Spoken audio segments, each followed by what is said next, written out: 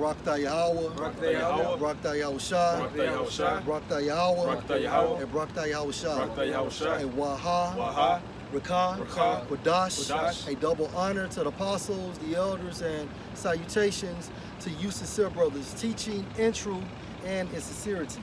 Hey, this lesson is going to be entitled, Dreadlocks Are Not an Israelite Custom. All right, 2 Samuel 14 and 26. If y'all got anything y'all want to expound on, y'all feel free. On this 2 Samuel, chapter 14, verse 26. Right, and this account is going into the account of Absalom's image.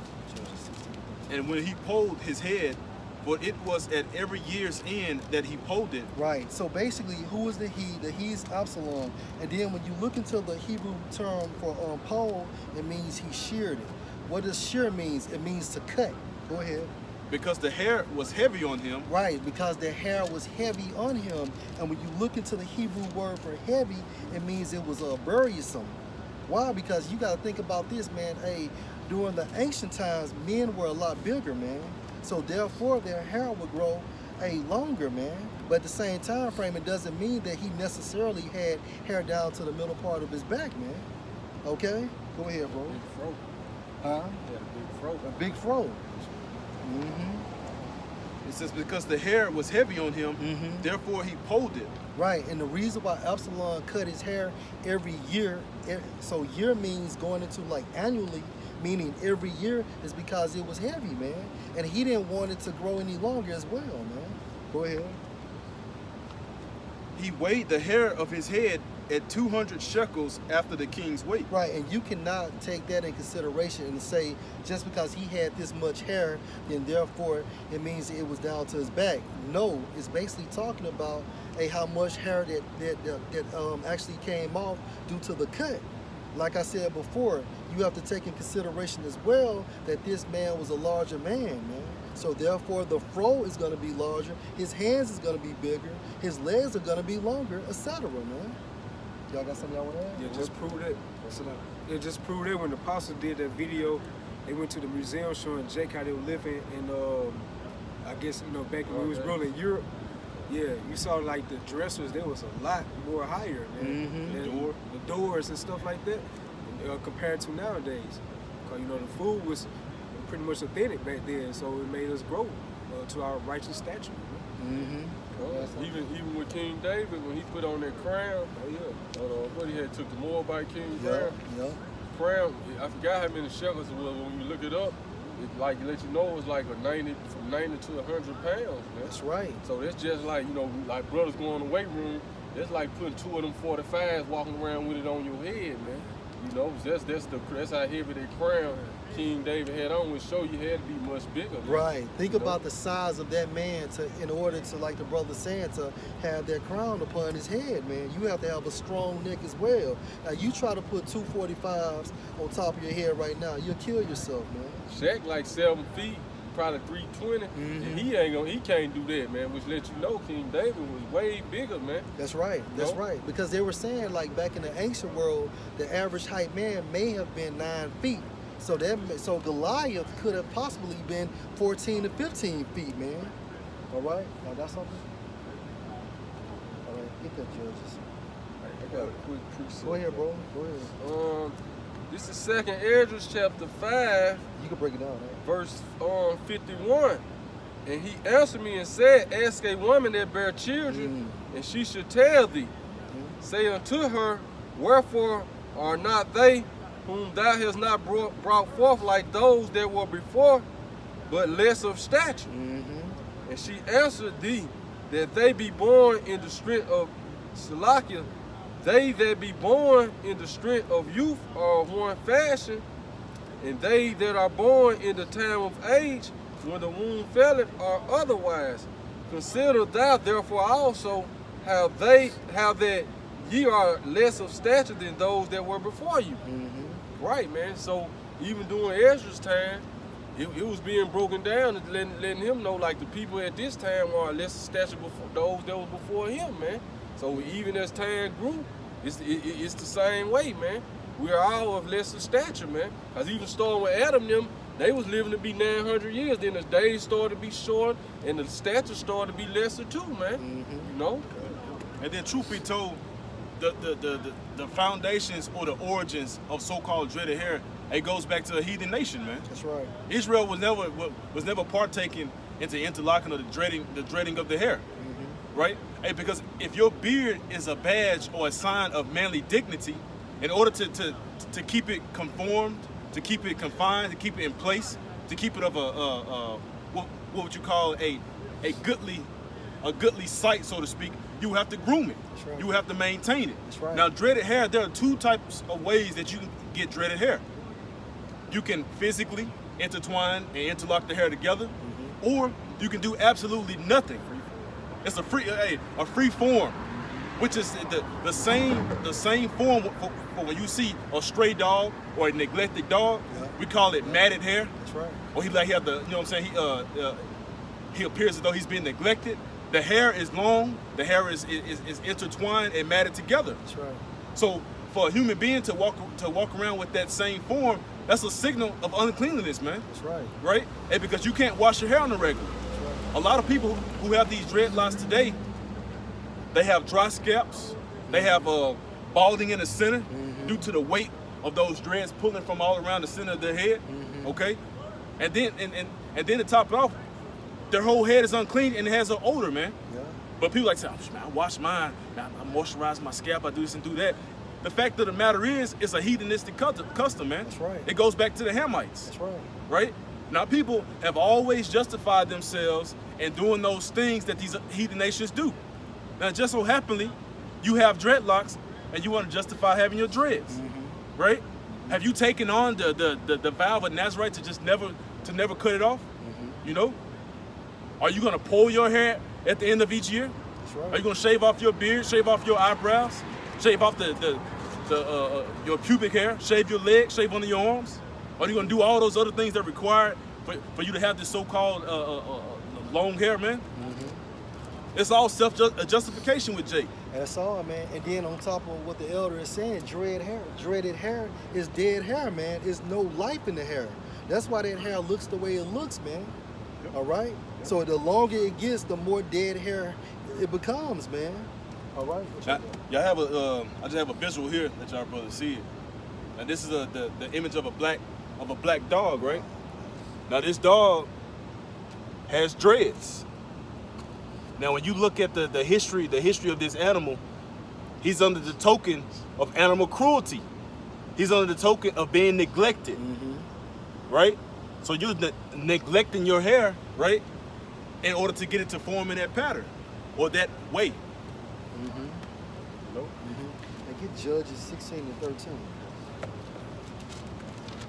What's that again? Judges 16 and 13. Josh, you got some? All right. 16. All right, Judges chapter 16, verse 13. And Delilah said unto Samson, hitherto thou hast mocked me and told me lies. Tell me wherewith thou mightest be bound. And he said unto her, if thou weavest the 7 locks of my head with the web. So basically, Samson actually has 7 locks. Okay, so now if you go into the Hebrew term for locks, it's going to be a Strong's H 42 and 53, pronounced as makalapa, all right? And it means a ringlet of hair, but I'm going to continue. And it means to change, interchange, hence plait. All right, so that's all it means. So when you plait someone's hair, basically you're interchanging that hair. And that's a form of a lock, man.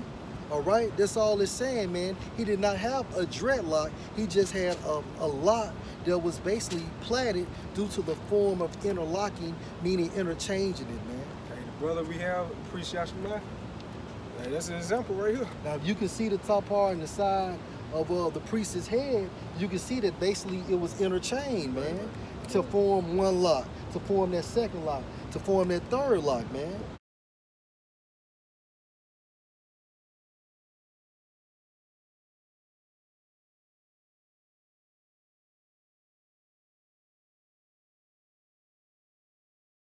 right?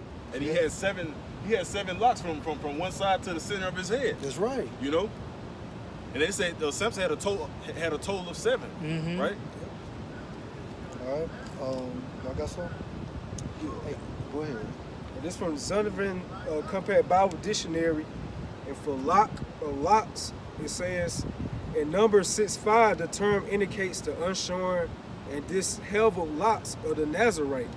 In Judges 16:13, 19, the braided locks of the Nazarite Samson. In Ezekiel 8:3, a forelock of the prophet's hair. In Song of Solomon 5:2 and 11, the luxuriant locks of the Hebrew youth. It's going to braided locks.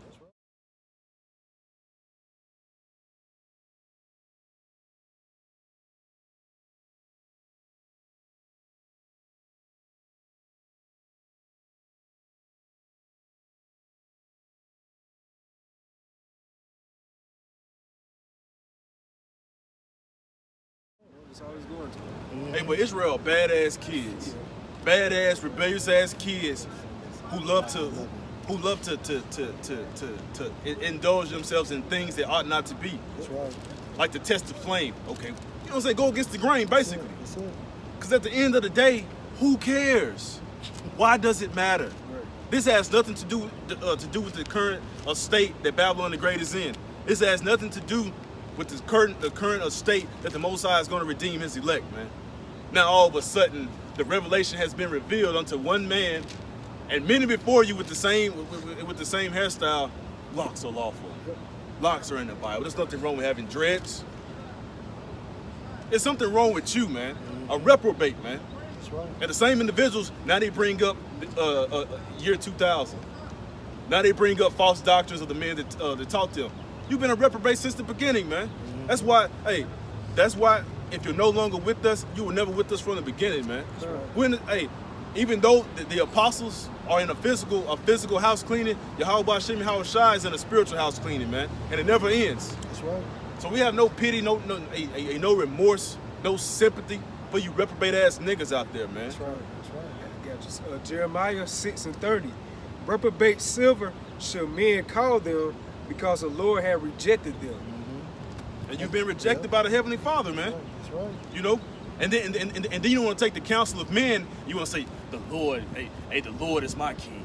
The Lord is, the Lord is whom I follow, different things of that nature. But the Lord set up men upon planet Earth to be a mouthpiece, man. That's right. That's right. The same way that you're going out proclaiming that locks are lawful, the same way we're proclaiming the other scenarios in the words of the Heavenly Father, man. That's right. So what makes us, what makes you any different from these men with the voice?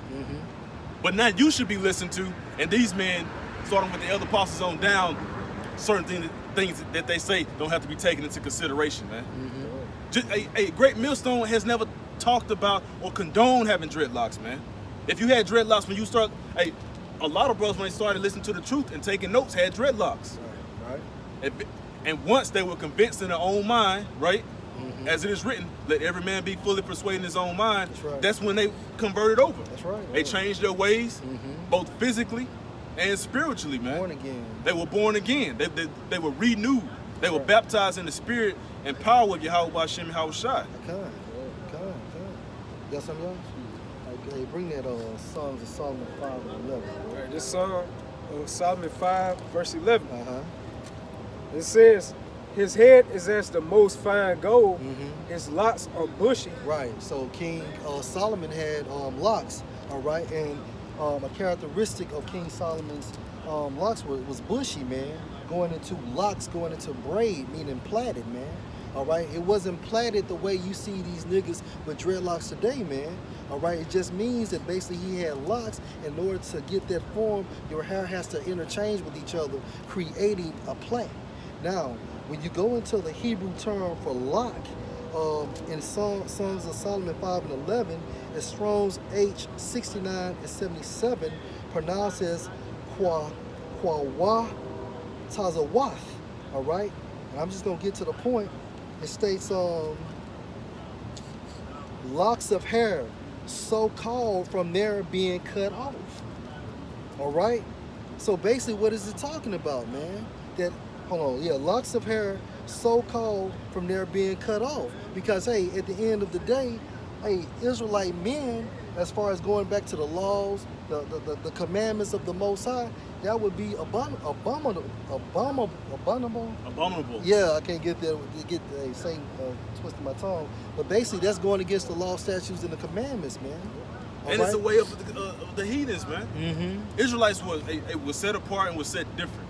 That's right. Now you go back into the Druids, you go back into the hieroglyphs from Egypt of them damn Canaanites. They had those locks. They had those dreadlocks. Mm-hmm.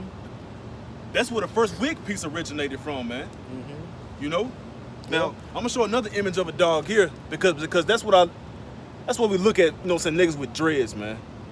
Now this is before and after image right there of a dog with matted hair because that's all you niggas are. You a human being walking on two legs with matted ass dome top, man. Filthy, man. That's right. You want to groom it up. And I can't stand to hear a nigga say, "Shit, what you doing, bro?" Shit, I'm at the shop and getting my hair done. That's so fucking feminine, man. Mm-hmm. I'm just getting my hair done. And you walk around a nigga, he got 1,000 clamps, got foil in his hair, like a straight female, man. Mm-hmm. Hair down your back. I don't care if they short, man. Your whole intention is to get them long, to get them locked up longer, put them in designs, and put them in a goddamn rubber band. Right. And then also for this Hebrew term, it states that feminine passive participle of strong H6972 in its original sense, a forelock. And when you define the term forelock, it means the forelock or foretop. Okay, and then it has a definition going into the forelock or foretop is part of a horse's mane. Where's a horse's mane at? It's in the top part of a person's head, man. If you're gonna equate it like that, man. Okay, because what is this called? This is your forehead, man. All right, it's common sense through the spirit, man. But you niggas want to justify having dreads. If you want to have dreads, then goddamn it, grow the dreads. But don't say that it's lawful, man. Because now you're spewing profound doctrine, man. You're outside the temple.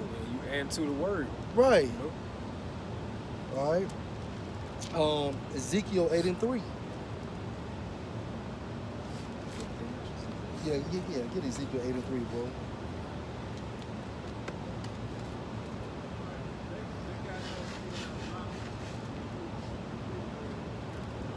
It's Ezekiel chapter 8, verse 3. Mm-hmm.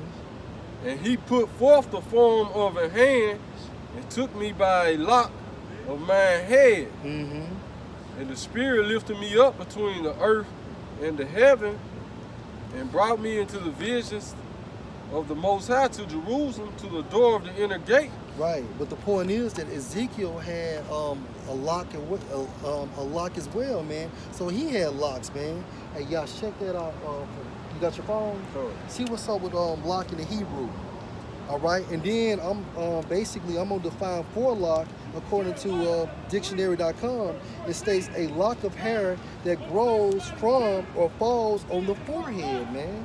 That's all it's saying. That's all it's saying, man. How many more you got, bro? Just like two more. Two more, okay. Mm-hmm. Okay. Somebody get Ezekiel 40 and 20. I'll get Ezekiel. And we can end with 1 Corinthians 11 and 14. I want to say Yasha's going to go into that forelock as well, man. Oh man, because you had the little white girl called Goldilocks, man. Mm-hmm. And what did she have, man? She had braids, plaits, man. She ain't had no damn dreadlocks, man. Wow. You know, they called her Goldilocks, man. Mm-hmm. You see some meat in that one, man? And they call her Goldie Dreadhead. You know, the fact of the matter is, man, hey, at the end of the day, man, who gives a damn, man? You know, but don't make it doctrine. Right. You know, don't come out and try to manipulate it and turn locks into dreads and dreads into locks to just justify your hairdo because you want to go get your hair did. You want to sit up under the hair dryer. You know, you want to sit in between somebody's legs and let them do your hair. Mm-hmm. What you got, Yash? The Hebrew word is tazatah, which means it goes into the forelock of her. Right. meaning that basically hair on the forehead, man. That's all it's saying, man. So, hey, these locks that the prophets had, man, they're all lawful, man. But we're about to wrap it up. Hey, because your crown or your dome or your cabeza, your head, right? You have hair upon your head. If you neglect your beard, your hair will begin to lock up, turn to a dreaded form, turn to a matted form that you see upon stray animals or neglected animals, man. Now, the form that you take to do your hair, that's a purposely done form.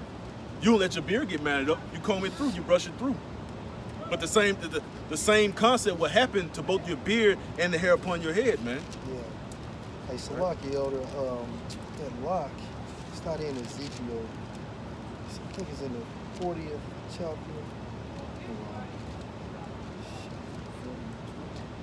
Yeah, it was, I thought it was Ezekiel 40 and 20. 40. Hey, because America's still going to be destroyed, man. You know, with your dreads and all. Yeah. Babylon the Great is going to be destroyed by thermonuclear fire. The doctrine that the Heavenly Father has set up since the beginning has never been changed. It's never been altered. Man upon planet Earth had tried to introduce their different ingredients into it. Okay. What you got? Ezekiel 44 and 20, I'll read it, Elder. Neither shall they shave their heads, nor suffer their locks to grow long. They shall only poll their heads, man. All right, simple and plain. So you don't supposed to have long locks, man. Cut, trim. Trim, man. All right, last scripture. Groom it. 1 Corinthians. All right, 1 Corinthians 11:4. And it says, every man praying or prophesying having his head covered dishonoreth his head. But every woman that prayed or prophesied with her head uncovered dishonoreth her head. And jump to 14. Verse 14, and it says, do not even nature itself teach you that if a man have long hair, it is a shame unto him? Right, and that's the point, man. So for a man to have long hair, it's a shame, man. It totally contradicts the scriptures, man. All right. Hope you're edified. Shalom. Shalom.